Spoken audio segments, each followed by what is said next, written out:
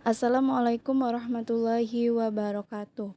Saya Juliani dengan NPM 5021033 dari kelas 4B, Prodi PGSD dengan mata kuliah Telaah Kurikulum, dosen pengampu Tio Gusti Satria MPD.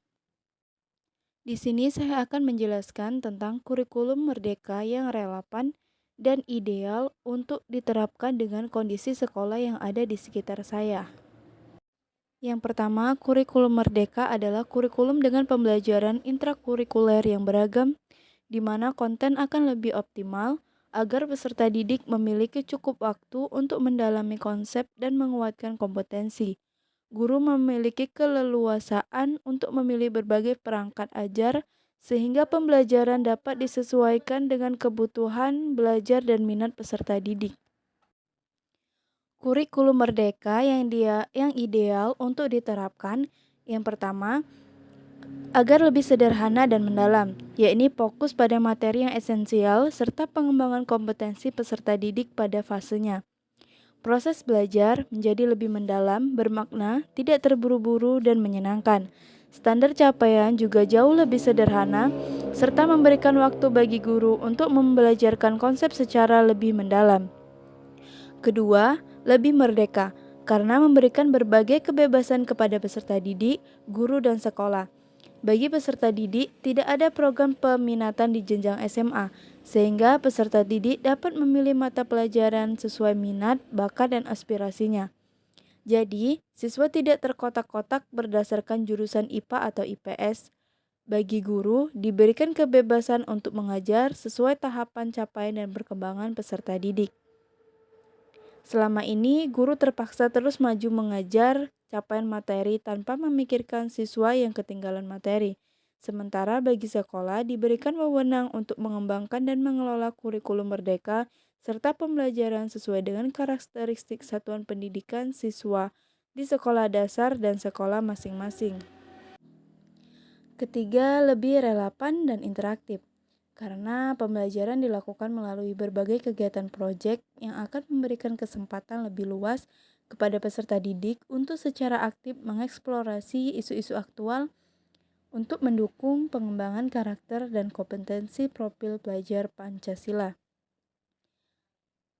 Berbagai keterampilan inilah yang dibutuhkan siswa ketika masa pendidikannya selesai, di mana mereka harus mampu bekerja secara berkelompok, menghasilkan suatu karya, berkolaborasi, memikirkan segala sesuatu secara kreatif, secara mengembangkan karakternya secara interaktif.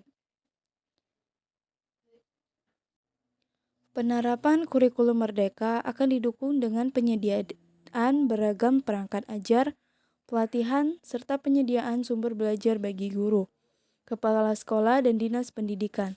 Salah satu dukungan tersebut adalah platform Merdeka Mengajar yang telah diluncurkan Mendikbudristek kebersamaan dengan peluncuran kurikulum merdeka.